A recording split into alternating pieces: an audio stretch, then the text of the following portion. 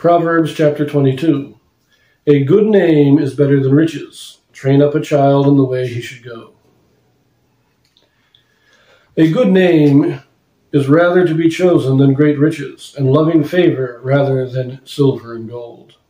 The rich and poor meet together. The Lord is the maker of them all. A prudent man foreseeth the evil and hideth himself, but the simple pass on and are punished.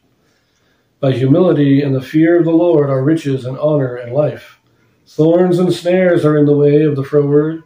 He that doth keep his soul shall be far from them. Well, let's pause there a moment. This is kind of unified here. I like this. The rich and poor meet together. And at death, everybody is judged by God. The rich don't go to one place and the poor to another. We are all one to God. Riches, honor, and life come when we are humble and turn to God. But let us continue. Verse 6.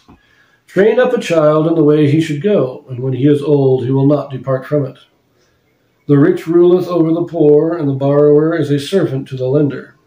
He that soweth iniquity shall reap vanity, and the rod of his anger shall fail. He that hath a bountiful eye shall be blessed, for he giveth of his bread to the poor.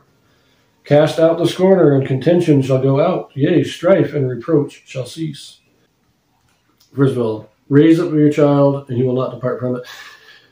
Not exactly. There are those children who rebel against their parents, regardless of how well their parents raised them. But they are less likely to rebel. They are less likely to stray.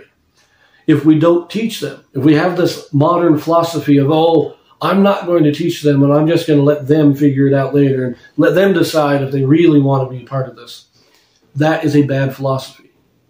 If you teach them the way of truth, they are less likely to stray from it. They are more likely to be grounded in it when they get older. But if you don't teach them, you have no such foundation. They have nothing to ground themselves on. They have no foundation in their faith. So let us continue. He that loveth pureness of heart, for the grace of his lips, the king shall be his friend. The eyes of the Lord preserve knowledge, and he overthroweth the words of the transgressor. The slothful man saith, There is a lion without, I shall be slain in the streets. The mouth of strange women in a deep pit. He that is abhorred of the Lord shall fall therein. Foolishness is bound in the heart of a child, but the rod of correction shall drive it far from him. Again, we're not talking about beating them with rods. We're talking about discipline and, meting out proper punishment. Verse 14, the mouth of a strange woman is a deep pit. We're talking about fornication here, there's sexual impurities. Verse 16, he that oppresseth the poor to increase his riches, and he that giveth to the rich shall surely come to want. Bow down thine ear, and hear the words of the wise, and apply thine heart unto my knowledge. For it is a pleasant thing if thou keep them within thee. They shall withal be fitted in thy lips. That thy trust may be in the Lord, I have made known to thee this day, even to thee. Have not I written to thee excellent things in counsels and knowledge, that I might make thee know the certainty of the words of truth, that thou mightest answer the words of truth to them that send unto thee? Rob not the poor because he is poor, neither oppress the afflicted in the gate, for the Lord will plead their cause, and spoil the soul of those that spoiled them. Make no friendship with an angry man, and with a furious man thou shalt not go, lest thou learn his ways, and get a snare to thy soul. Be not thou one of them that strike hands, or of them that are sureties for debts. If thou hast nothing to pay, why should he take away thy bed from under thee? Remove not the ancient landmark which thy fathers have set. Seest thou a man diligent in his business? He shall stand before kings, he shall not stand before mean men.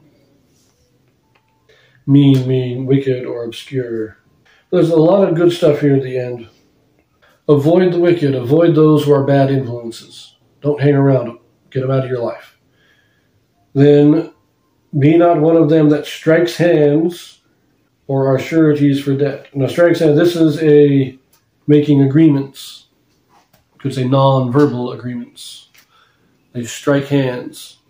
But it's It's an interesting one, but before we end it, we do have a Joseph Smith translation. What this is, the Joseph Smith translation is an inspired translation or correction of the Bible done by Joseph Smith to restore those portions that had been lost over the years. Now this is Proverbs 22, and we have a single verse that was altered. This is verse 12. Now what it says in the King James says, "The eyes of the Lord preserve knowledge, and he overthroweth the words of the transgressor." Joseph Smith's correction here. "For the eyes of the Lord preserve knowledge, but he overthroweth the words of the transgressor."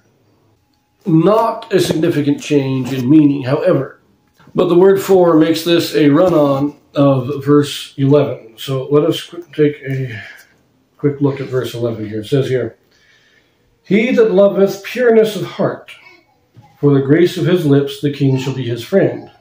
For the eyes of the Lord preserve knowledge, and he overthroweth the words of the transgressor." But he overthroweth the words of the transgressor. So the reason that the king is the friend is because God preserves knowledge. The grace of your lips, you speak good words, and you have the blessing of God with you, and so the king will be your friend. Anyways, we're going to leave that here and see you in the next one. I wanted to add this to each of these videos of Proverbs chapters 10 through 24. Because I'm making only brief comments on some of the Proverbs, because each verse is its own separate proverb in these chapters, I want to extend this invitation to anybody listening. If you would like to make a comment on any of the Proverbs, post a comment or just ask me a question what I think of any of the Proverbs that I may have not made a comment about.